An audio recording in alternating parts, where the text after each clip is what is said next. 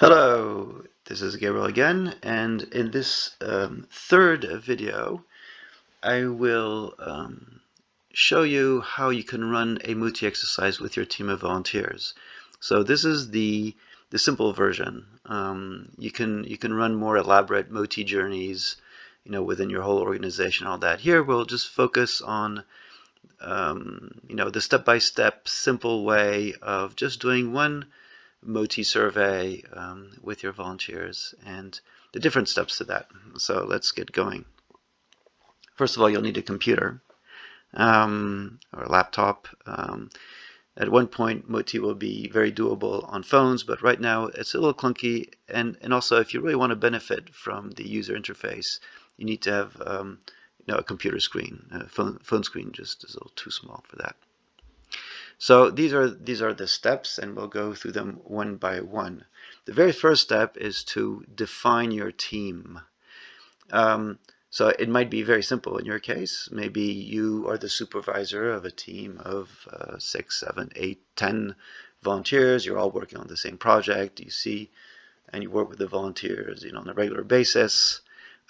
You are the supervisor of those volunteers. So, you have their email addresses. Simple enough.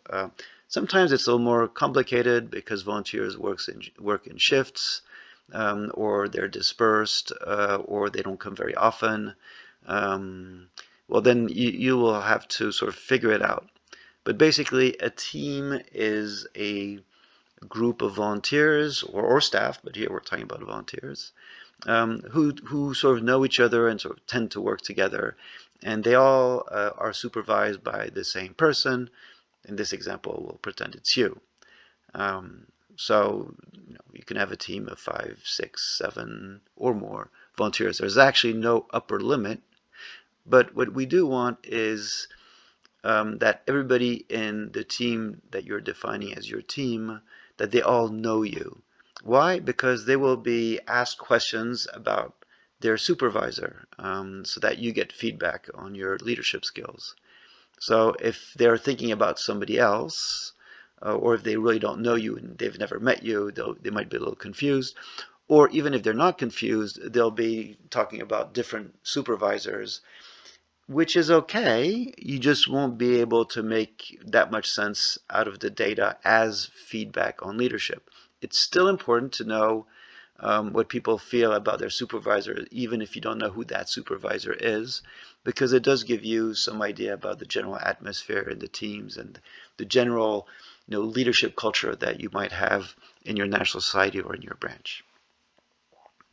So you define your team, and you invite your team to respond to the Moti survey questionnaire. Now, as you might have seen in another tutorial video, Moti does this automatically. You just need to type in or paste into the appropriate box the email addresses of your team members.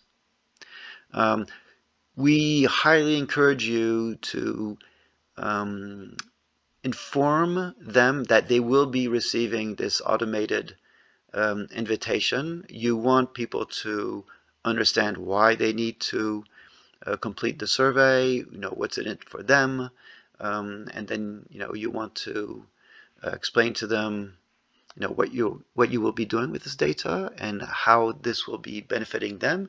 You really want to encourage people to answer to the survey, because the more the greater your response rate, the more interesting and valid and robust your results will be. Now, hopefully in a couple of weeks you will get all your volunteers to respond to the survey, and you can visualize the results on your computer.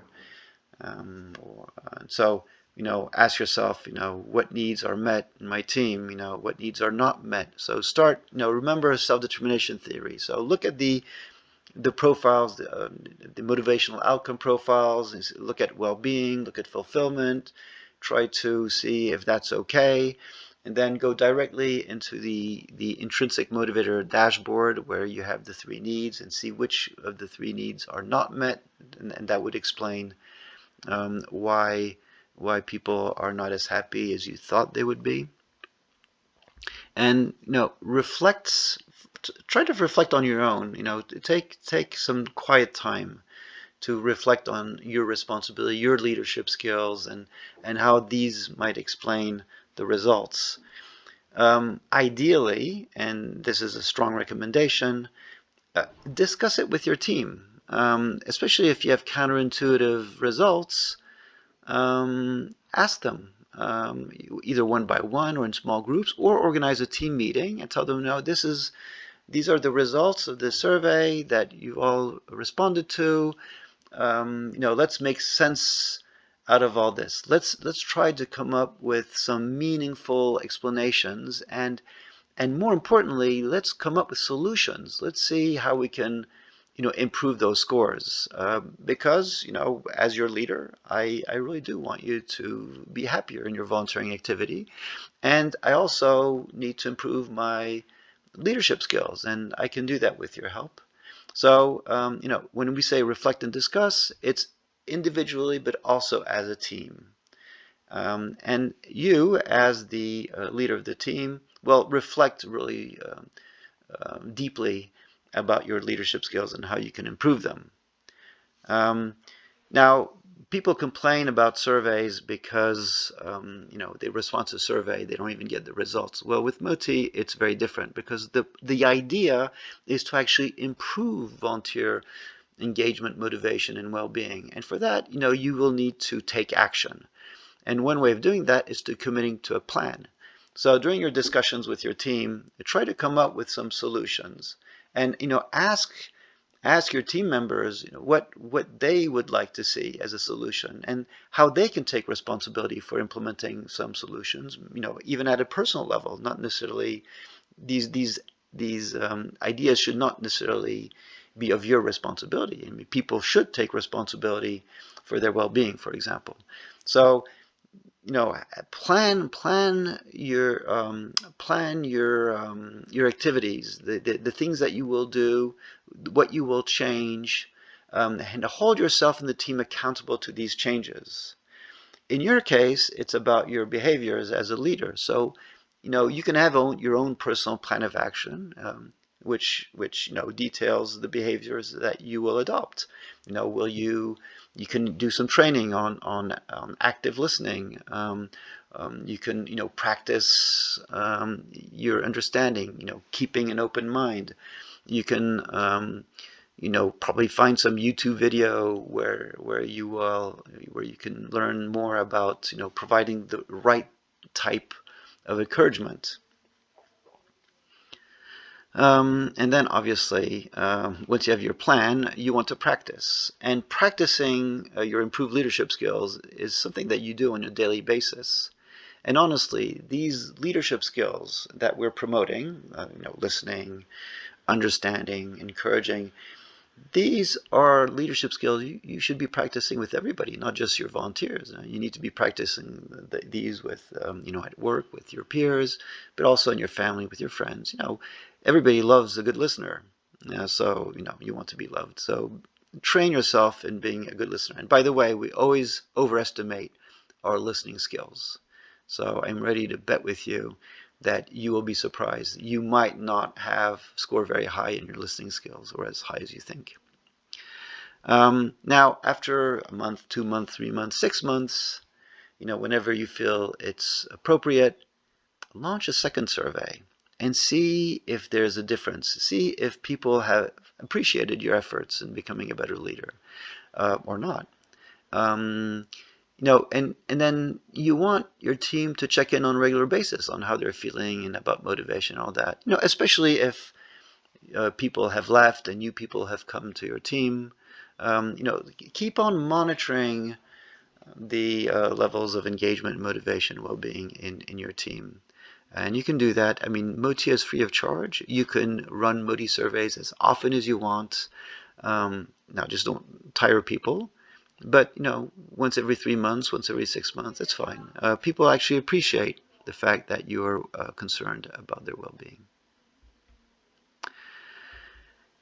So, let's look at these steps in a slightly different way. So we start by defining your team. A team is a group of at least 5 staff or volunteers. They're under the responsibility of one supervisor. Let's say it's you, where the supervisor meets the we want the supervisor to be the person that meets the volunteers regularly and is therefore likely to have an influence on their motivation. And all the volunteers need to be recognize the same person as their supervisor. Now, if that's not the case, it's okay.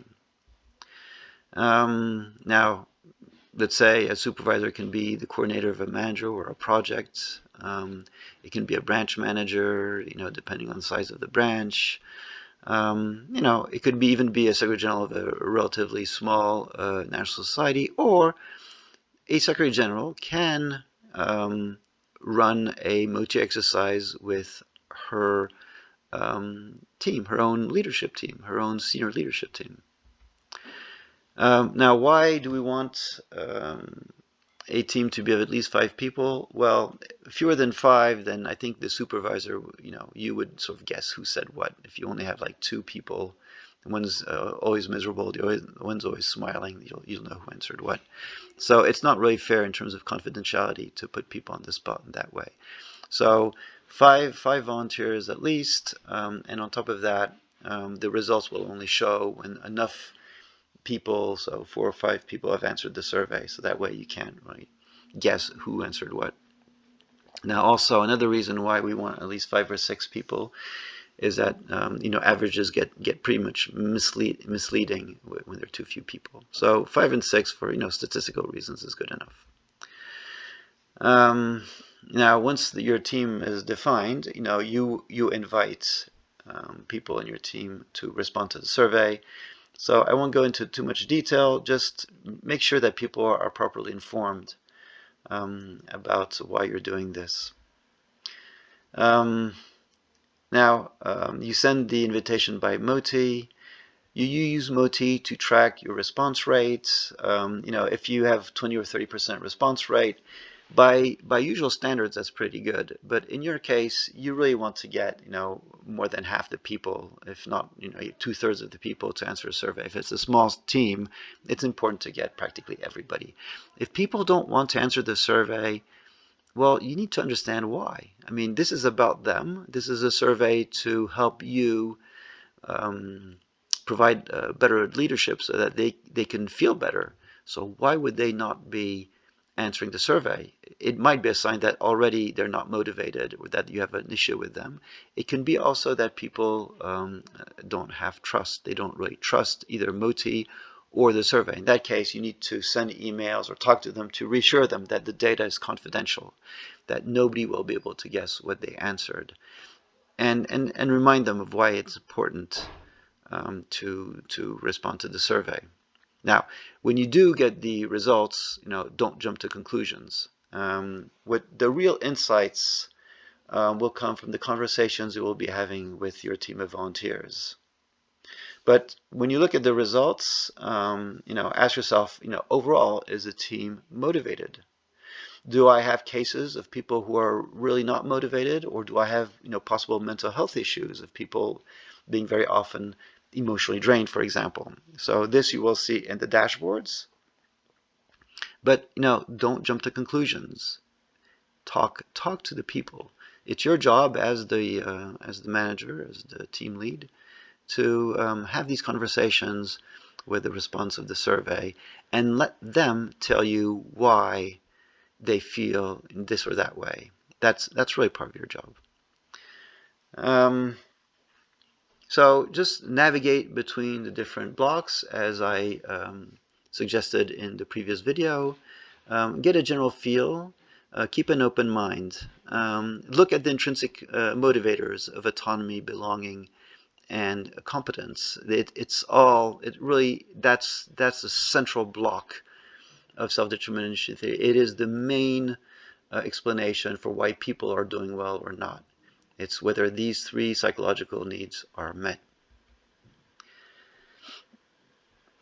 Now, you're not alone.